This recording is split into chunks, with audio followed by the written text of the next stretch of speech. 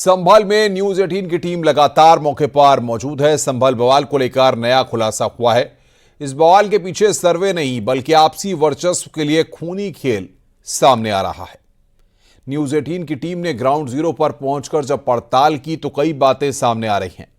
संभल बवाल पर कई खुलासे हो रहे हैं। इन्हें लेकर अब कई सवाल भी सामने आ रहे हैं, जैसे क्या संभल में वर्चस्व के खूनी खेल की भेंट चढ़ी 4 सिंदगियां? क्या तुर्क और पठान की लड़ाई में संभल ने लिया खूनी रंग? क्या स्थानीय सांसद और विधायक में थी वर्चस्व की जंग? क्या तुर्क सांसद के समर्थकों की गोली से गई 4 की जान? क्या तुर्क समर्थकों ने चलाई पठान, सैफी और अंसारी पर गोलियां? संभल में एक दूसरे को नीचा दिखाने की कोशिश थी। क्या वाकई तुर्क बनाम पठान की लड़ाई है असल वजह? क्या मारे गए सभी लोग विधायक के समर्थक थे? इन्हीं सवालों की आइए पड़ताल करते हुए आपको इस रिपोर्ट को हम दिखाते हैं।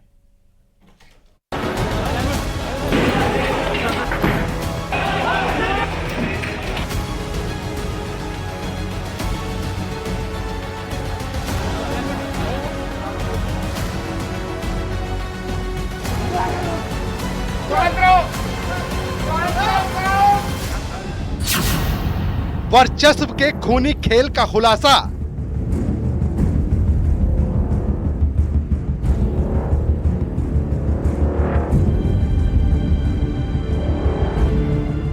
हिंसा की जड़ का कारण।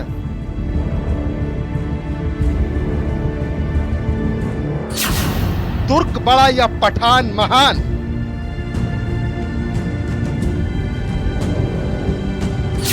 एमपी और एमएलए में कौन पावरफुल?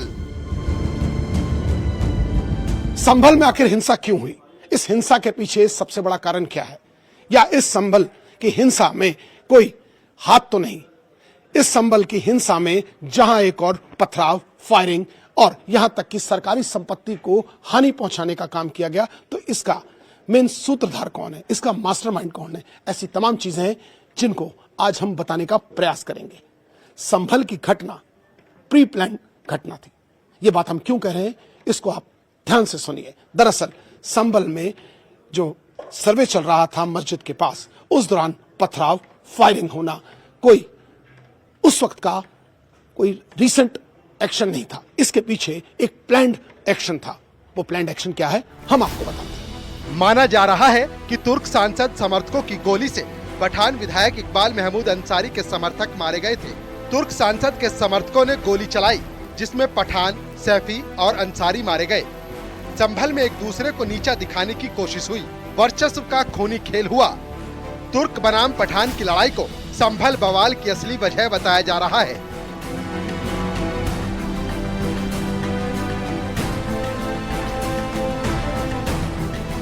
संभल की हिंसा सुनियोजित हिंसा थी। देशी बनाम विदेशी की लड़ाई थी। अगर बात की जाए तुर्क बनाम पठान की लड़ाई की भेंट चढ़ गई 4 जिंदगियां। इस हिंसा के पीछे सबसे बड़ा कारण था वर्चस्व का, एक दूसरे को नीचे दिखाने का। तुर्क बनाम पठान की खींचातानी में ये इतनी बड़ी हिंसा हुई।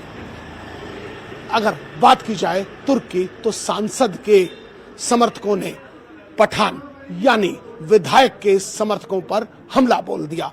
भीड़ का फायदा उठाकर इन पठान गुट के 4 लोग मारे गए। इसे दूसरा रंग देने के लिए लोग सड़कों पर उतर आए, मगर यह वर्चस्व की लड़ाई बताई जा रही है, क्योंकि सांसद तुर्की है तो वहीं जो विधायक है वो पठानी है। और ऐसे में इस संभल की हिंसा सबसे बड़ा इसका कारण है, क्योंकि दोनों के बीच खींचातानी थी और दोनों इस मामले की माइलेज लेना चाहते थे, मगर माइलेज कहीं ना कहीं इतनी उग्र हो गई कि इन्हें इस बात का भी एहसास नहीं था कि इस तरह जिंदगियां समाप्त हो जाएंगी, और 4 जिंदगियां काल के गाल में समा गई।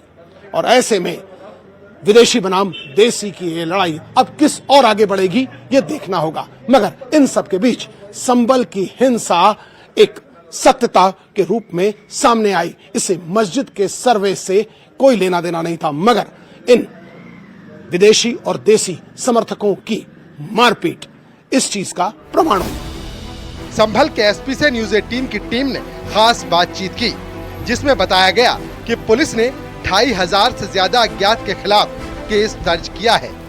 डीएम के निर्देश पर मजिस्ट्रेट जांच के आदेश दे दिए गए हैं। 7 दिन में रिपोर्ट आने के बाद स्थिति साफ होगी। उपद्रवियों को बख्शा नहीं जाएगा और जो normal day to day tempo of life है वो कंटिन्यू रहेगा। 7 मुकदमे अभी तक लिखे जा चुके हैं। 25 लोगों को या तो हवालात जेल भेजा गया है या फिर जुवेनाइल जो होम्स है वहां भेजा गया है। संभल में हालात अब पहले से बेहतर हो रहे हैं। पुलिस की टीमें लगातार हालात पर नजर बनाए हुए हैं। एक बार फिर से सूरज की किरण निकलने के साथ साथ मंगलवार का दिन यहाँ व्यापारियों के चेहरों पर खुशी ये बात बता रही है कि इन्होंने आज अपनी शॉप्स खोली हैं और ये सबसे बड़ी यहाँ की बाजार बताई जा रही है। यहाँ 300 से ज्यादा दुकानें हैं। ये यहाँ का घंटा घर बाजार है जहाँ परचून से लेके ज्वेलरी से लेके है, मगर ये मेन किराने का एक सबसे बड़ा सेंटर है। सर कैसे देख रहे हैं आज का दिन? आपकी चेहरे खुशी भी कुछ कह रही है, कुछ थोड़ा सामान हुआ चीजें? हाँ, काफी सामान्य हुआ और मैं समझता हूँ बाजार खुलने से और सामान्य हो जाएगा फ्यूचर में और शांति भी बहाल होगी। एसएसपी की टीम 36 उपद्रव करने वालों की तलाश में जुटी है। आपको बताते हैं क्या है टीम 36। एसएसपी की टीम 36 लगातार उन उपद्रवियों तक पहुंचने का प्रयास कर रही है। क्या है टीम 36, कैसे कर रही है, जाने के लिए हमारे साथ कुछ एसएसपी संभल सर हैं। कैसे देख रहे हैं सर आप? अभी वर्तमान में आपने देखा होगा मार्केट्स सब खुल गए हैं, बच्चे स्कूल जा रहे हैं, सभी स्कूलें नॉर्मल है। जिन जिन लोगों द्वारा उपद्रव किया गया था वो सारे फुटेजेज हैं, वो सारे प्रोसेस कर लिए गए हैं। उन सबको फुटेज को प्रोसेस करके कोलाज बनाया जा रहा है। आइडेंटिफाई कर लिया गया है काफी सारे लोगों को। हादसे के दिन से न्यूज 18 की टीम ग्राउंड जीरो पर लगातार मौजूद है और पल पल की अपडेट पर नजर बनाए हुए है।